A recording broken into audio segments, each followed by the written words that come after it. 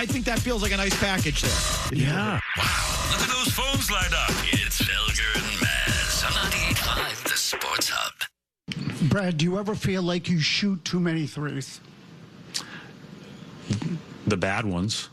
Yeah. Yeah, sure. Yeah, but I don't, like, for me, it's, again, Tony, I look at every shot. And so for me, it's evaluating each and every shot. But yeah, if we come down and shoot a really tough contested three when a guy's wide open at the rim, or if we have an action that we can get to, sure. Yeah, I mean, I think anyone would say that. I think Joe would be the first to say that. And I also think that, we have to do our best to generate the best possible look we can. But yeah, I think we all would love dunks. I would love dunks. As promised, Mazz went down to the Celtics press conference today and asked a 5-word question. Didn't count the words. Brad, do you ever feel like you shoot too many threes? Okay, maybe it was 10 words. I don't know. It took 3 seconds. Direct question. And as a result, you know what happened in that answer that I've never really heard? I didn't know Brad Stevens stuttered. The bad ones. Yeah. Yeah, sure. Keep going. Yeah, but I didn't know that he stuttered. You know why he stuttered? Because Mazz's question was so short and direct, he had to think of how to bullcrap it. Most of the questions down there take forever, and you give the guy an out, and he's able to latch on to a part of your question because you have to hear yourself talk. And the next thing you know, he's not really answering the question, and it's well formulated because you gave him all the time in the world. Journalism school is in session. Short and to the point. He couldn't formulate the bull crap. Brad, do you ever feel like you shoot too many threes? The bad ones. Yeah. Yeah, sure. Yeah, but I don't. I didn't even pick up on that in real time. So I don't know. It just occurs to me. Like I almost never hear the guy stutter. No, but the longer the question, they do have more time to marinate on it and come up with some sort of BS answer. Well, you definitely do. When someone asks you a long question, you're like, well, I know where this is going. And then you sort of prep the answer in your head. So anyway, your thoughts on his, and he was asked that question in a bunch of different ways today. And that was obviously the most direct and the most effective. But your thoughts on how he handled those questions today, and what do you think he really feels? What I think he really feels is they shoot too many threes. And then I feel, but I also think he just doesn't want to throw his coach under the bus because he knows if he says it that way, it's going to sound like he's ripping his coach, and he doesn't want to rip his coach because he was a coach and he didn't want it to happen to him when he was coaching the team. So, and I get that part of it. I also think there's a finer line to walk, and you can make it clear by saying, hey, look, this is going to sound like I'm critical of Joe, and I'm not, but I think we lapse into that, and it happened to me when I coached. So he did a terrific job this year. Don't go reading this into this any more than it is. But we lose our way sometimes. Yes. But that's how I would answer it. And so I think he was being partly genuine, and it partly concerns me. I don't think he gets it either. This thing, he said it over and over again. We look at each individual shot. Right? So what he's implying there is that, and he said it point blank in a couple different answers, that sequence at the end of the fourth quarter, you're down a point, 3:30 left. You got 3 trips down the floor. 2 of the 3 shots were 3-pointers. One was a Jaylen Brown wide open 3, kind of by the top of the key off a pick and roll with Pritchard. And then there was the kick out wide open 3 to Pritchard in the corner. And on multiple times, he said those were good shots. He didn't say that, but that's what he was implying. Yeah, right. We'll take those shots. So he's still saying, in that case, I look at that individual shot, and you say, we'll take it. He said, Embiid's under the rim's protected, they have good perimeter defenders, and Embiid's under the rim. So if you can get that look, that's a good look. That's what he said, paraphrasing. Correct. He's wrong. That's wrong. He's got it wrong, too. The whole organization has it wrong. So you're not going to win. You're not going to win till they change their mind or you fire these people. It's wrong. When you're shooting poorly from the floor, if it's a hot night and guys are hot, that's sort of different. But I still wonder. But certainly when not when you're shooting 28% or whatever it is they shot in that game. And you're kicking out for threes. I don't care if they're open. 3 minutes left, game 7, 1-point game. A kick out three is not a good shot. Sorry, it's not. Get the lead. It's not a good shot. The Celtics have ranked dead last in the NBA in free throw attempts this regular season, last regular season, and this postseason. Okay? So, yeah, Embiid might be underneath there. Someone else might be underneath there. Did you ever think if you go in there with some intent, you're also going to get to the line? The kick out three in that spot is not the right shot. And I know Steve Kerr hit one for the Bulls a million years. Like, I know. But if that's what you do and that's what you preach every time, you're going to lose. You're going to lose. And they're going to keep losing. They don't get it. He doesn't get it. So, to me, I draw a distinction, though, between him and Mazzulla. And when I say that, I mean that I think the whole league shoots threes now. The whole league does. So does that make Stevens like everybody else in the league? My answer is yes. The rate that these guys shoot him is so much higher than the rest of the league does. I agree, but don't you think it's gotten worse since Mazzulla became the coach? It's absolutely a league problem, and it absolutely got worse since Mazzulla got here. But the Celtics have taken it to the next level. They definitely have. And but it's again, why they're losing. And I think some of that, or most of it, is Mazzulla. I do. I think Stevens pushes back on it at least a little. Maybe not enough. That part I don't disagree with, but I think they've all kind of lost their minds with how the game is played now. But the fact of the matter is that the gap between the Celtics and everybody else is big. Once you get into the pack, the gap is not big. And so I look at that and say, well, that's the sport now. Some of that's the sport. But them going to the level they go is Mazzulla. And look, the only question I would have, and again, you don't get to ask everything in these things. They pass the mic around and you get one question if you're lucky, for crying out loud. So I like the old way better, but that's a separate. The only question I have is, do you try to rein him in? Well, I think that Does anyone try to rein him in? Does anyone say, like, no, hey, it doesn't feel like they do. They don't. But they did back in November after it went too far against that game against Utah, and it did settle after that. So, look, he still believes in it. I'm with you, Mike, but he was at least willing to admit, I'm still into dunks and layups. You can't get that out of the coach. Well, they had a dunk on that kick-out three to Pritchard, and they kicked it. Yeah, he shouldn't defend that. I don't believe him. I certainly don't believe Mazzulla that he wants dunks. The kick-out corner three, the kick-out wide-open corner three, is the shot that the entire sport wants, and the Celtics more than anyone else. And they don't care about the time. They don't care about the scoreboard. Agreed. They just kick it out there, and it's a losing philosophy. And I wonder if Steven totally gets it.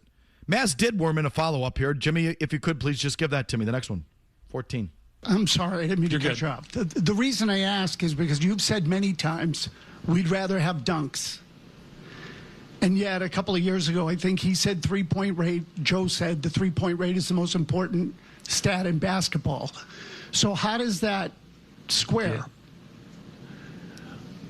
I don't know. I don't remember him saying that, so I don't want to get into specifics on that. Okay, so stop. I think that's a lie. Well, I would kind of hope so, because it would show you that the coach and the head of basketball ops are not on the same page in terms of how they run their offense. I'm pretty sure it's a lie. Because I do know, from what I understand, the organization has really tried to shield Mazzulla from this question and these topics because they think he sounds like a raving lunatic when he talks about it. So I think this is part of the problem. So, just to refresh, Brad, just in case, again, I don't believe you. I think you know what Joe said a couple of years ago. But just to refresh your memory, this was October of, what was it? Was it 2024, Jimmy? I think that's right. Have taken a lot of threes because your personnel is allowed for it these past No, years. that's the preseason cut. Give me the one after the Brooklyn loss where they blew a big lead to the Brooklyn Nets, and Joe came out after the game and said, I knew the game wasn't over because Brooklyn is really good analytically, and you may not know this. You had the drop the other day, Jimmy, that the 3-point attempt rate is the most important stat in basketball. We've only played it like 100 times here on this show. And subsequently, after Joe said that, I know that the team has tried to shield him from this question and has discouraged people from asking the question.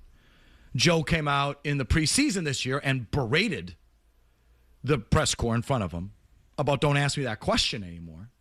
And the reason is because they know Mazzulla sounds like a lunatic when he talks about this. See, one of my also big problems with the nerds and the analysts is that they don't own it.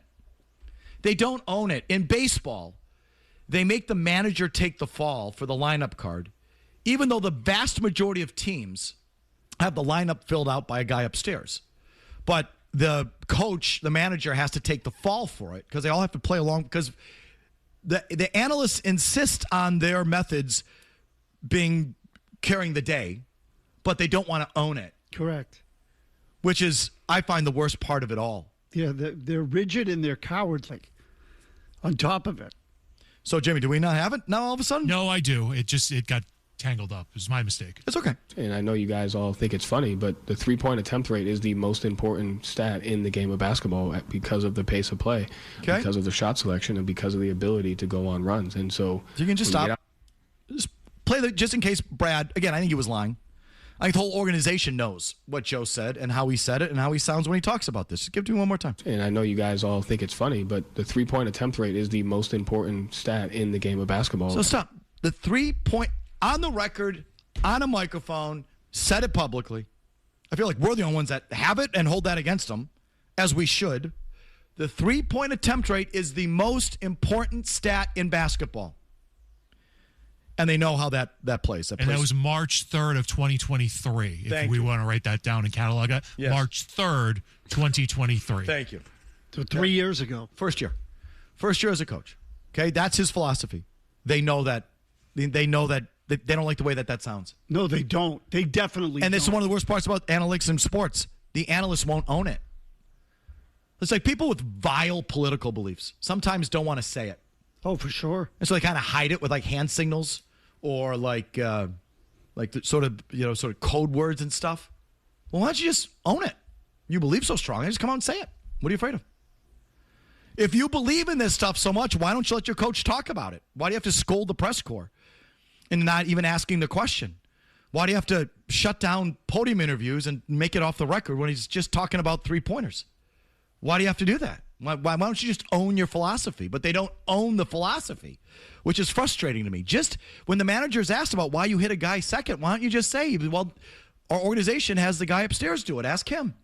What's wrong with that? But they don't want to own it, and they don't want Mazzulla to be the voice of it because they know he sounds nuts when he talks about it. So that's a long interlude. Mazz, so again, I'm sorry, Stu. I'm throwing this. Just go back to Mazz's follow-up there when he asked Brad about Mazzulla's stance about the three-point attempt rate being the most important stat in basketball. Go ahead. I'm sorry. I didn't mean to cut you off. The reason I ask is because you've said many times we'd rather have dunks. And yet a couple of years ago, I think he said three-point rate. Joe said the three-point rate is the most important stat in basketball. So how does that square? Yeah. I don't know. I don't remember him saying that, so I don't want to get into specifics on that.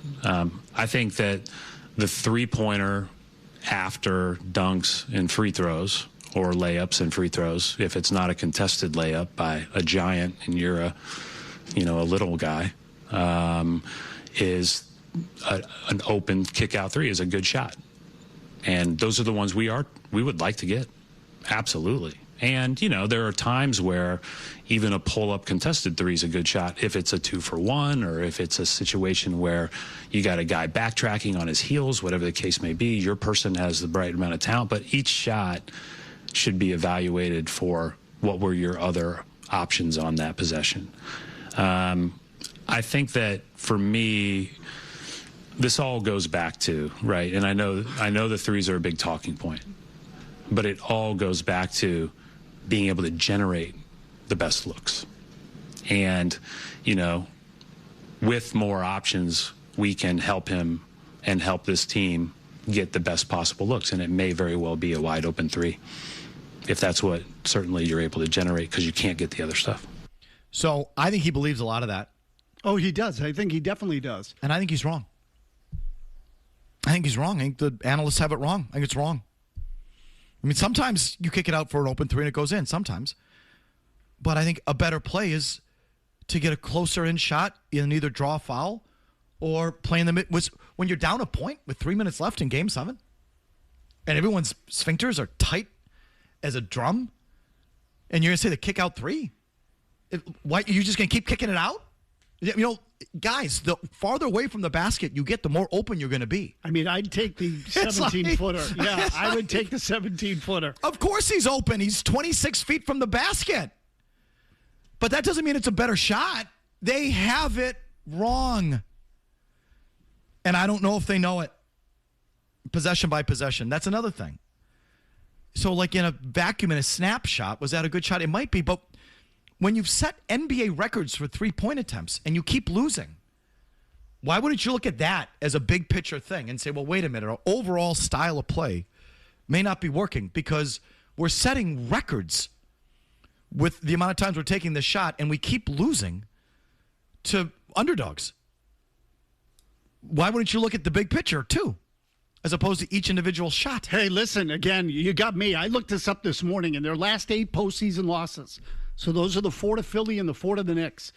They've shot 28% from three-point land, and they've shot 51% from 2. And they've taken more threes than twos in those games. So what are you doing? Okay, like I put that out on Twitter this morning because to me that illustrates the whole thing. You've lost 8 games in the playoffs. You've been eliminated both times as a result. Your last 2 series, you've lost 8 games. You've shot 28% from 3, 51% from 2, and you've taken more threes. Why?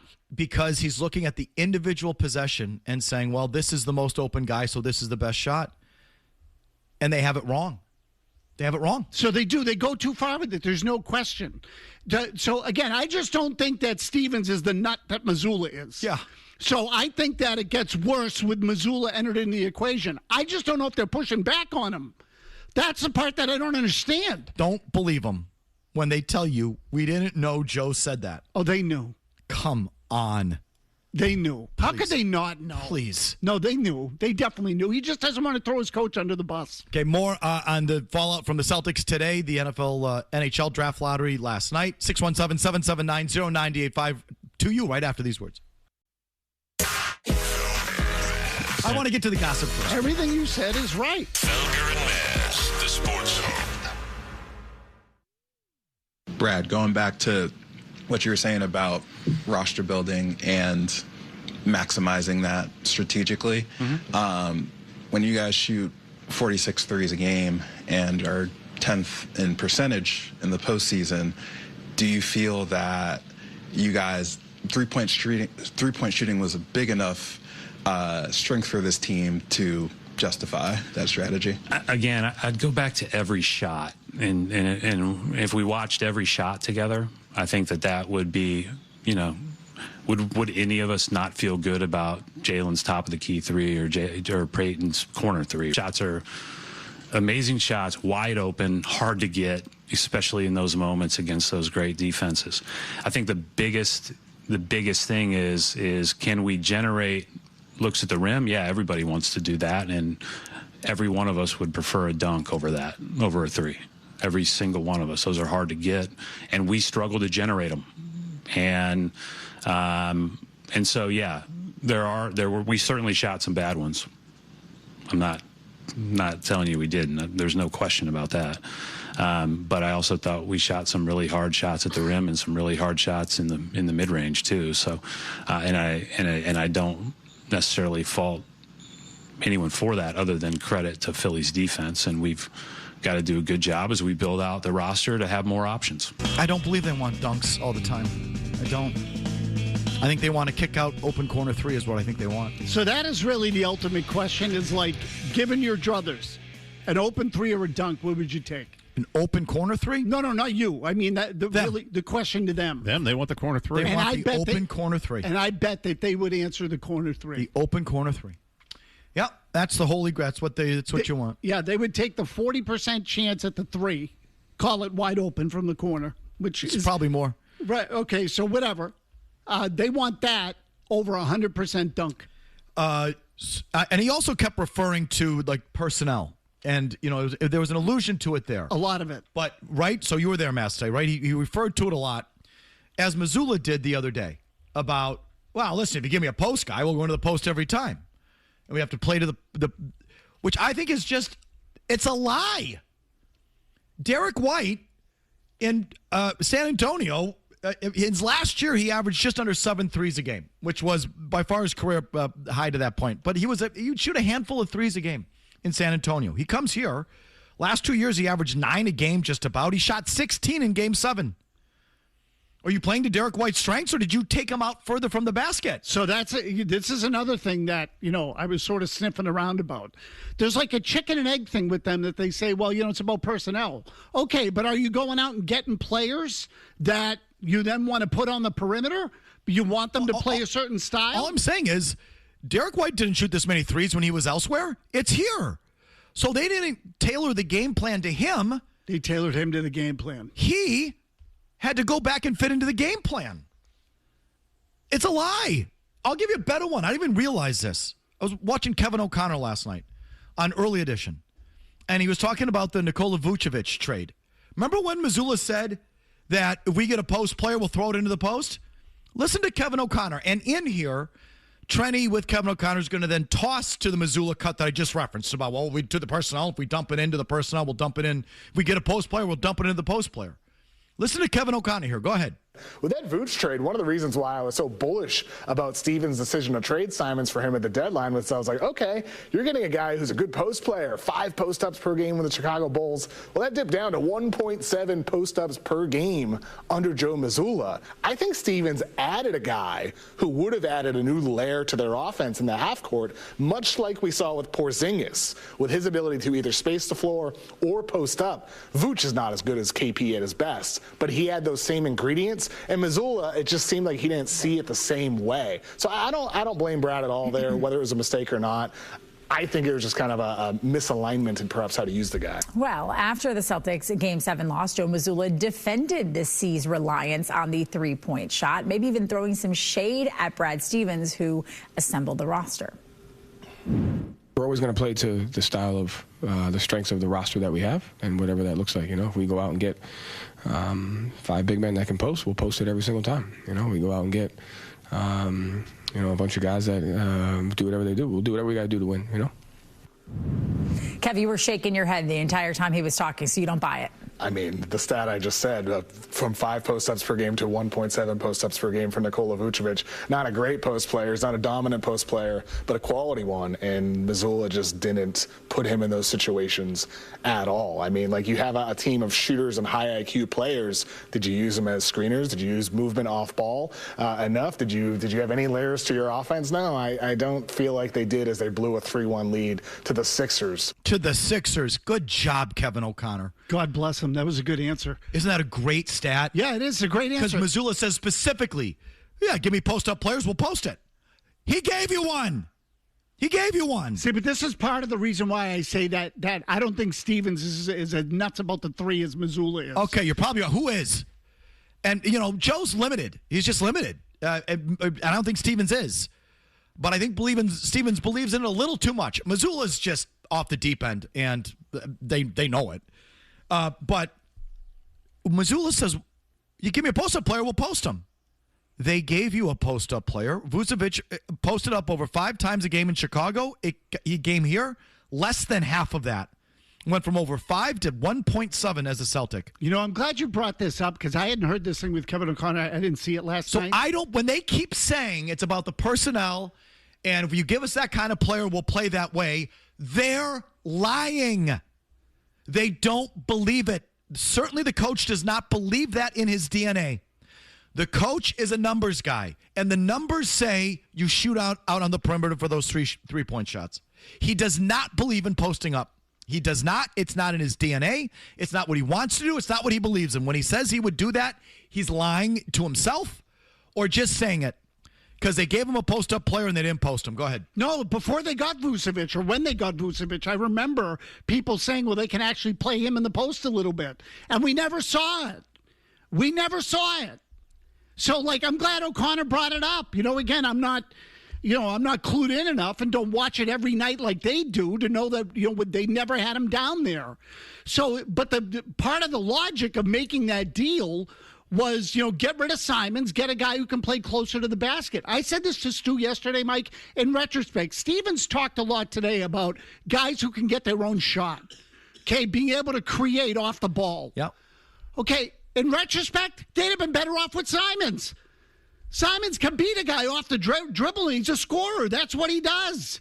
I might not dish the ball as much, and I'm going to tell you I love Anthony Simons, but given what they ran into in this series with the Sixers, they'd have been better off with him than with Vucevic. They didn't even play Vucevic in Game 7. So, that one to me hit me in the face, too. You'd have been better off keeping the other guy. But then that comes back to the money. Mazzulla. Well, so that's a whole different topic. Well, whether he's a post player, a perimeter player, a shooter, a guard, a center, or they wouldn't have made it if they wouldn't have saved money. So back to what we told you day one. The Vucevic thing was done to get under that tax. It was to save the private equity guys that own the team their money. So, I don't even know if they were looking for something over the other on the floor. They were looking for something off the floor on their balance sheet. But I'm just back to Mazzulla. When he says he'll tailor it to his personnel, that's not true. It's not. Every guy that comes here shoots more threes than he previously did, whether that's in college or on another pro team. Guys that played in the post elsewhere suddenly are out on the perimeter like Nikola Vucevic or on the bench. And so Mazzulla's comment there does not hold water at all. And good job by Kevin O'Connor pointing that out. Excellent. That was terrific. Yeah, they immediately, they're at NBC Sports Boston. The security guards immediately came into the studio. Zapped him. And escorted him out of the building. Arms behind the back. Because poor Kayla Burton there, I think, was breaking out into something there. She didn't know how to handle that. It was just put a bag over his head. Such purposeful, accurate, critical commentary. He was immediately escorted out of the building. Your calls after Big Jim Murray gets you updated here. Now, more of Felger and Mazz. Now, on the Sports Hub. Joe, in the 4 games you lost in this series, you're below 30% from 3. Obviously, a lot of missed shots to close this game, close Game 5. Do you think you guys became too reliant on jump shots falling into this series here? No. And why do you feel that way? I thought we did a great job reading the 2-on-1s, taking what the defense gave us, and in the games we lost, the other team shot over 38% from 3, and so you got to make shots. You have to be able to do that. Something we've done well, something we do well, and we just didn't. And I thought they did a good job throughout the the series, later games of making them. And so, love the looks that we got, love the process that we had, but hate the result. Theirs went in and ours didn't. That's your guy. So cute, you people. And the Celtics media, that's all that he is. Loved everything about it. They just didn't go in. Theirs did. I think this series talk about evening the playing field for inferior, like the absolute playbook for leveling the play field with inferior opponents. Just turn it into a make-miss equation, even though you're better than the opponent. Sad. Go ahead. No, I think that this series is going to mark a turning point in Mazzulla's career, and not for the better. I think that this thing has blown up in his face now to the point where if they don't figure it out quick, he's toast. I mean, he's not going anywhere now. But I think now there's been a dent made, and this loss to the Sixers left a mark. So that's 2 series in a row. 2 in a row. Yeah, it's really 3 out of 4. Right. I mean, you had no business losing to that Heat team 4 years ago. Never mind the Knicks. Never mind this Sixers team. So it's really 3 out of 4 years. And the only year you broke through was when everyone got hurt and you were never challenged. You were never pushed. Gasper made this point in his column today. Anything that goes over 6 games, you're toast. Because it's about then adjustments and sort of game-to-game matchups and adjustments and figuring what's going out on the fly and adjusting for the next game. And Mazzulla's not capable of it. If the ball's going in and they're steamrolling teams, yeah. Then again, I think anyone could be the coach if that's the case.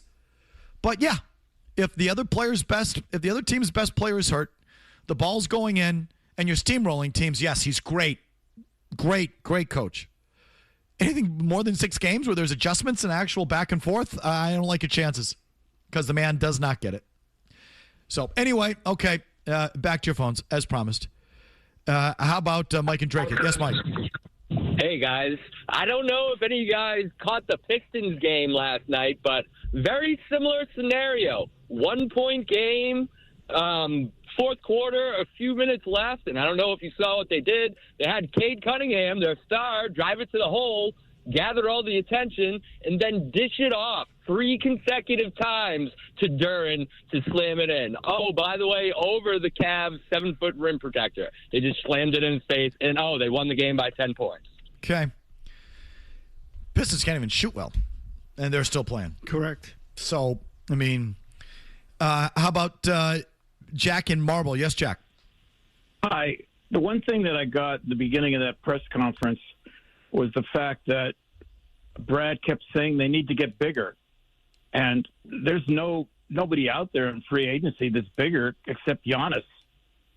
I mean, a trade. So I think he was kind of telling everybody, we got to get bigger. We need somebody in the middle. And that's the guy that's out there. I don't know anybody else that's going to, I just think, Jack, that if they get a big guy, he's not going to play like a big guy. I mean, Porzingis played in the high post, right? Yeah, right. But did he play as a traditional big guy? No, not really, no. But again, you got to sort of... He was good defensively, like a good... Didn't they just prove what you're saying with the Vucevic trade? Yeah, right, a good rim protector. So Vucevic, they get a big guy, everyone says, oh, they got some size. They needed size. They took him out of the post, put him on the three-point line, and his defense is a freaking joke. No, atrocious. He got it absolutely pushed in on defense by Embiid and probably others. So, yeah, go get another big guy. What's Mazzulla going to do with him? He's not going to know how to use him. Mazzulla only knows one thing, people. He only knows one thing. Threes. And so the big guy is, I think, going to be wasted with the current coach that you have. I know I don't even need to ask this question, but I'll do it just to set it up properly. Mike and Woburn, do you think the NHL Draft Lottery was rigged last night? Do you want me to answer? Of course that it's rigged, Mike. It's 100% rigged. Do you know who runs the lottery? Ernst & Young. Do you know what other lottery they run? The NBA. Yes, the NBA lottery. When they took over the NBA lottery. Well, I'm sorry? Do you know when they took over the NBA lottery, Ernst & Young? No, just tell me, Mike. 1985. Do you know who was drafted? Patrick Ewing. Yeah, that one was fixed. And this question you keep asking, why would they ever do this? Was fined $100 million by the SEC because they were... We went over this before. The SEC, because they were faking entrance exams or something? What does that have to do with the NHL Draft Lottery? Because they were allowing their own employees to cheat on their internal ethics exams.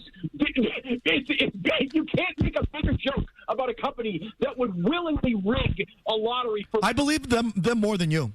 And your phone blows. That phone. Oh, my God, good. The worst. At least they can afford good phones. Maybe the worst phone we've ever had on the show. So wait a minute. I'm supposed to trust Mike and Woburn, Jim Murray, again, who I love. Over the company that cheated on their ethics exams. Trust us. Here, cheat on your ethics exams.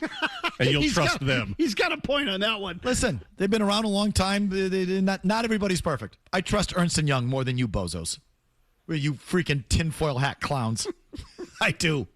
It's on live television. Mike and Woburn thinks everything's... Yes, it's like consider the source on that. He thinks life is fixed. Yes, exactly. And for that matter, so does Murray. It's majority I'm surprised by. Wow. Talk about a departure from character. Long commercial-free segment comes your way next. How do we know that's live? Go back to the phones for the 5 o'clock hour, Mazz, unless you have a fresh thought for us. God, no. Felger and Mazz, 98.5 The Sports Hub. The Celtics are obviously a very big brand, but a couple of years ago, the Celtics got into the championship, won, and the ratings weren't very good. And one of the reasons is their offense is predictable and boring. It's too many three-point shots. And they shoot more three-pointers than almost anybody in the NBA. And if you look at them losing, especially the way they lost, the ridiculous 7 3-point shot attempts in the last 3.5 minutes, trailing by 1, it looked ridiculous. The most NBA shots, three-point shots per game, the top 11, one team remains. And the face of it really feels like the Warriors and the Celtics, both done. And I think it's good for the league. It's like the tush push. It was less effective last year. Good. It's bad television. It's predictable, and it's ugly. It's a scrum. So I don't like math deciding my sports. Bad TV, and the team he's talking about, 1 out of the 11 that's made it, it's Cleveland. The only reason they've gotten far or made it to the second round is because they played Toronto in the first round, and they still went 7 with them. I know they almost blew that series. So none of the top by the end of the second, well, I think Detroit's going to win that one. By the end of the second round, none of the top 11 teams in 3-point attempts in the league will be surviving. Justice. So it's occurred to me as I'm listening to that again. I'm like, so why do they keep doing it? Why do the Celtics think it's an effective strategy when there's so much data that shows you that the heavy volume 3-point shooting teams don't win at a high level, or they haven't here in the last couple of years? And you know what? I don't know if analysts look at the wins and losses. Don't they judge everything by the efficiency? Points per 100 possessions? Yeah, it's about efficiency. Efficiency and per 100 possessions. Yeah, it's about efficiency. What's the most efficient way to score? So they don't even look above whether they don't even. I wonder if it even factors into their probably not calculations who actually won or lost the game. No, it's a good point. They probably just focus on the fact that you will score more points by shooting threes over twos, independent of what the other guy scores. Right? They don't. Yeah. It's just like the football analyst is told, don't consider the score or the time. Correct. It's based on what's the fourth down distance and what's the field goal distance, and you just put that into the hopper. Mike, to use Mazzulla's phrase, they live in an expected world. Yeah. So the whole idea is if you play this way, you are expected to score 130 points and will win.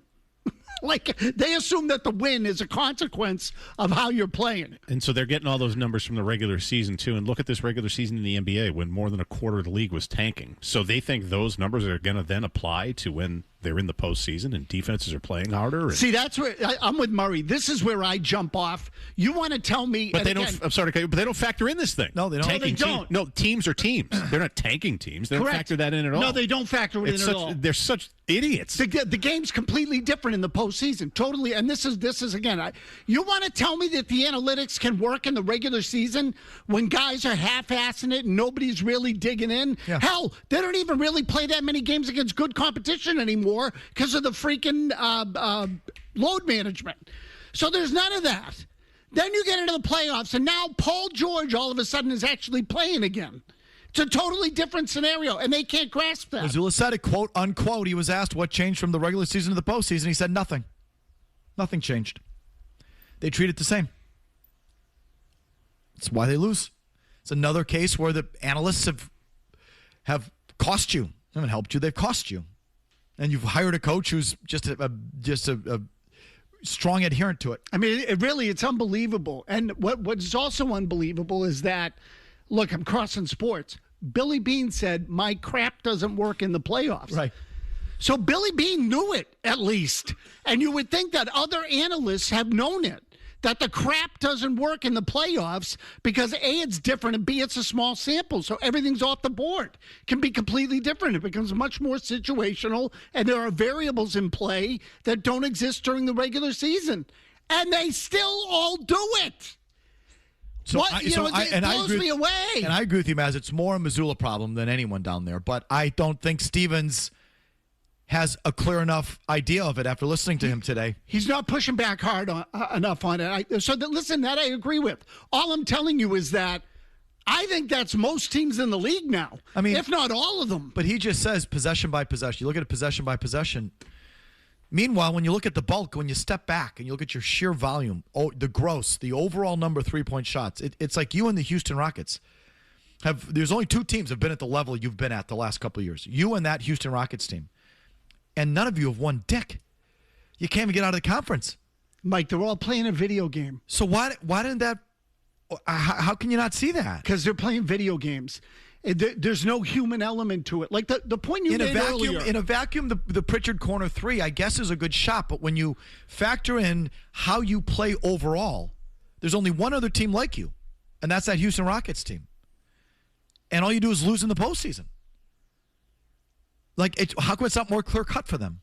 Because they're not factoring in the human element, which you know already. I'm not telling you anything you don't know. But when I say that, I mean the situation you were talking about at the end of the game. What was it, 98-97? Was 1 point. 98-99, 3.5 minutes left. Okay, the Celtics had 3 straight possessions, as we know. At 99-98. It's a 1-point game.